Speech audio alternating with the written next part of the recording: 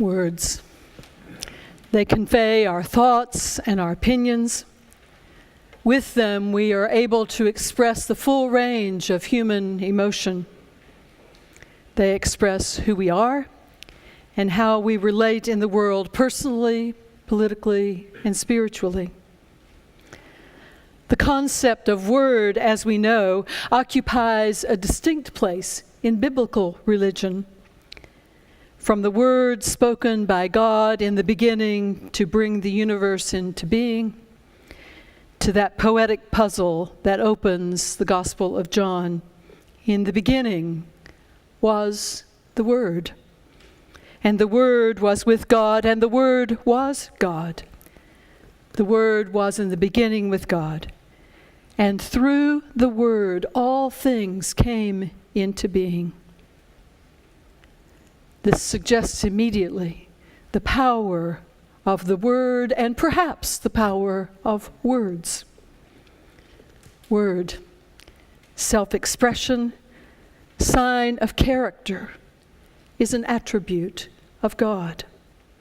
Likewise, our words, the words that come from our own mouths, reflect our character and show our values. They also shape the nature and quality of our relationships. As Ted told the children, we're spending 4 weeks with these lectionary texts from the Epistle of James and from the Gospel of Mark that invite us to examine and reflect on the words we speak and to consider how we might be more loving, more open, bolder, and increasingly compassionate in our words with our words. Last week, we contrasted the rhetoric of social and political cultures with the lexicon of love and justice that we're called and challenged to adopt. Words that we're called to offer, even amid a culture of deceit and discrimination. Today's texts from James and Mark invite us to face the reality that our tongues sometimes have a mind or a mindlessness of their own. We humans sometimes speak from the basest of our emotions, of fear and jealousy and anger. Our tongues, as James says, can be an out-of-control fire that can scorch others and ultimately burn ourselves as well. Stephen was a good friend of mine. Stephen is funny and smart, and he's actually a really understanding listener. But perhaps like all of us to some extent, Stephen has a more difficult and shocking and less rational side. When Stephen is angry or upset, something snaps, and he blames and accuses. I would even say he kind of goes for the jugular. His evil twin emerges. Once, during a music rehearsal that he was conducting, he just lit into a choir member who asked, perhaps with a bit of attitude, about the choice of anthems. Yes, Stephen is a church musician. The choir member's question lit a fuse. It probably triggered something about an authority figure from his adolescence, but whatever, he became immediately argumentative and aggressive with her. He raised his voice and spoke to her with demeaning words and in a demeaning tone. To say that his tongue got the best of him is an understatement. I know that over the years, Stephen has lost several friendships completely because of his verbal behavior, because of similar unwarranted, hurtful outbursts. Interpersonal interactions, of course, are not the only settings in which careless words can wreak havoc with our relationships, subvert our intentions, or make our very character questionable. We are, after all, in unprecedented political territory, a time of gross incivility. A day's news, as you know, is never without reporting of some political misspeak, Slurs, innuendo, smearing, twisting, and downright slander and lies are daily partisan fare. So it's modeled for us. And if we don't pay attention, we may pick up bad habits. Our tongues, according to James's epistle, are both powerful and duplicitous. With our tongues, we both bless and boast.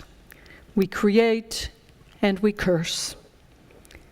Our tongues can be our own undoing if we lash out inappropriately, if we stretch the truth to boost our ego, or just slip in a snide subtlety towards someone who's stepped on our toes.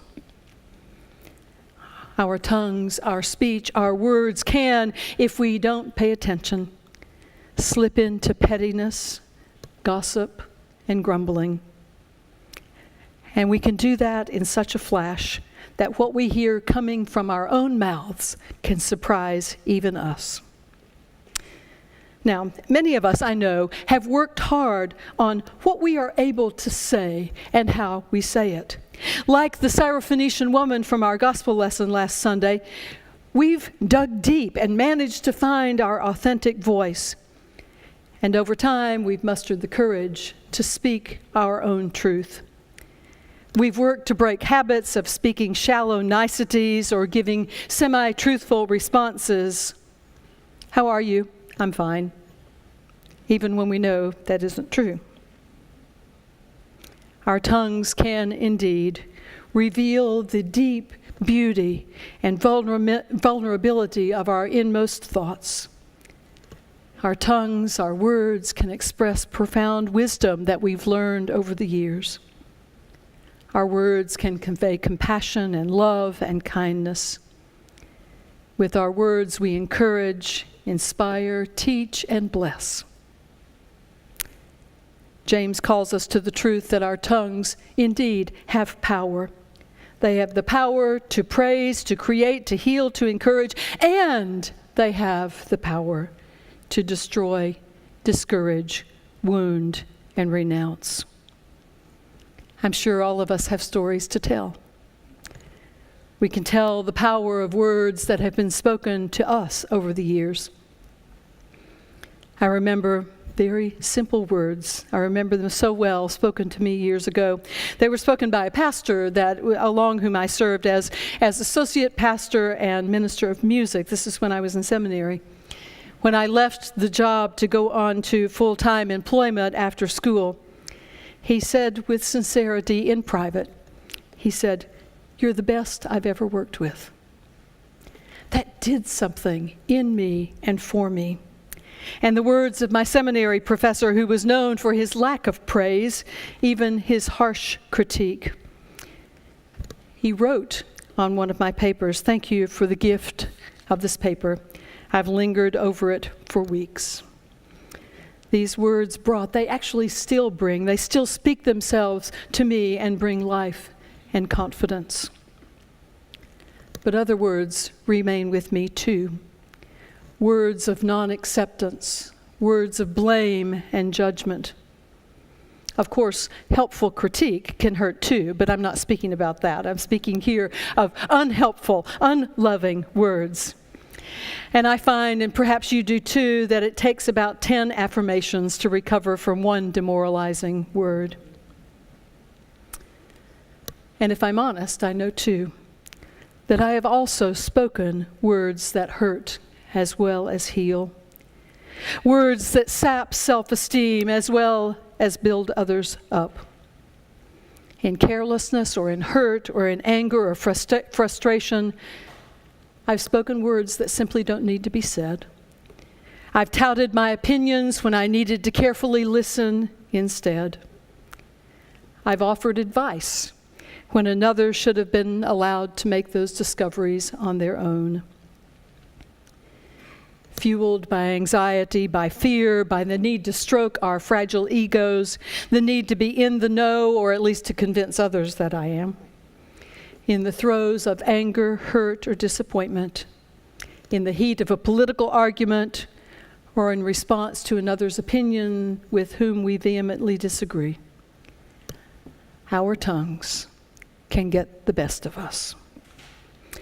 Our words can betray confidences, take things out on others, and say what doesn't need to be said. Several years ago, I saw a program on PBS about a speech therapist who works with people who stutter. His strategy is to train his clients to very quickly mentally form their words before speaking them. I couldn't help but think that we would all be better off heeding this strategy. Throughout his letter, James offers us wisdom that can help us shape our speech in ways that are honest, helpful, honoring to the ones to whom we speak. I'm going to paraphrase them. First, James reminds us that we have not because we ask not. If I come face to face with my problems in regard to my words, I can then ask for spiritual resources that I need to improve the ways in which I communicate. Last Sunday, as two of you were leaving the sanctuary, a husband indicated that his wife needed to clean up the language of her ranting at the political news on CNN. Some of you may be relieved to know that this isn't really what I'm talking about. And it's certainly not what James was referring to. Cursing at the television may lead to high blood pressure, but it may also relieve some tension. So you're off the hook with that one. James leads us rather to this. Don't speak nastiness against one another. Don't be petty or unkind. Don't speak of things which we cannot know as if we do. Don't brag or be a blowhard. Rather, speak your intentions truthfully. Don't give in to the temptation to say just what others want to hear. Let our yes be yes, and our no be no. And while we're at it, stop grumbling. James tells us, use our words to praise and encourage others, and to pray for those who suffer. Use your words to reconcile. Confess to God and to one another, so that you may be healed, and speak of things that really matter. What comes out of our mouths changes things and relationships. And our tongues, our words, have the power to actually change us as well. Psychologists have found that changing our speech, the vocabularies that we use, the subjects we discuss, the tone of what comes out of our mouths, can actually change us. It can impact our moods, increase our level of satisfaction with our lives, and reshape our attitudes towards ourselves and others. Imagine if each of us were to adopt the practice of intentionally and sincerely telling someone what they've done well, and then simultaneously resisting sharing a complaint or making a snide remark.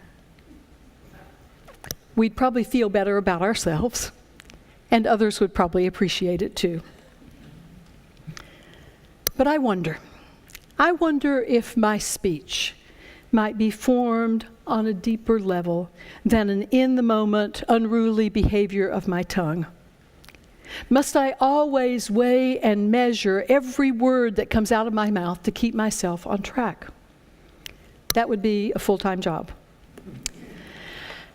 Over years of teaching the use of inclusive language in the church, I've noticed something. I've noticed that those who really internalize, for example, many different names and images of God, if they really take that in, if they apply it and have it in their theology, they simply have no trouble with the words. If we really believe that we can speak of God using numerous metaphors, that variety is almost automatically reflected in our speech. The principle we don't need to be so vigilant if it's internalized. In our gospel lesson, the Apostle Peter has just made his bold theological declaration about Jesus' messianic identity. He's spoken it boldly and above the other disciples. He said, "You are the Messiah." And yet when Jesus begins to tell him the implications of his identity and of his prophetic mission, Peter comes unhinged. His tongue takes off and he reprimands Jesus. You see, Peter hadn't internalized his own confession, and his speech remained unexamined. But it is possible, as Paul tells us in Romans, to be transformed by the renewing of our minds. Our attitudes toward one another can be such that speaking in a disrespectful tone is practically impossible. Our recognition of the very image of God in another, so acute that we would never think of speaking insultingly of them or to them. Is it possible? If our speech is guided by this high value of love that governs the tone and timing and intentions and motivations of our truth-telling, for us to have words that give life. We can develop patterns of speech then that are affirming, truthful, respectful, honoring, loving, healing, caring. Speech that values the other as ourselves. James, as you know, the book of James is chock full of practical guidelines. But the greatest gift, I believe, of this passage lies hidden in analogy. James says this, "From the same mouth comes blessing and cursing. This ought not to be so.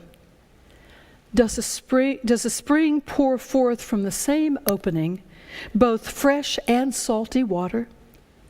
Can a fig tree yield olives or a grapevine figs? No more than salt water yields fresh." Yes, our tongues can be problematic. But James intimates that the key to loving speech lies beyond our uncontrollable tongues. The key lies in our transformed being, our restructured system of values, our spirit-formed perceptions. Our words simply reflect who we are. And so the more we open our hearts and minds to the way of love, the more our tongues will follow. Our lives will synchronize and our words will build up and not destroy. We'll find ourselves offering hope and encouragement, bringing life and healing to those who need to hear words of life. You see, those wonderful words of life that save us and free us are to be our words as well.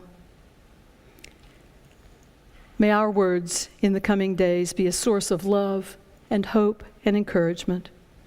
May they be connected to our theologies and to our love of God and others. May the words of our mouth give life. Amen.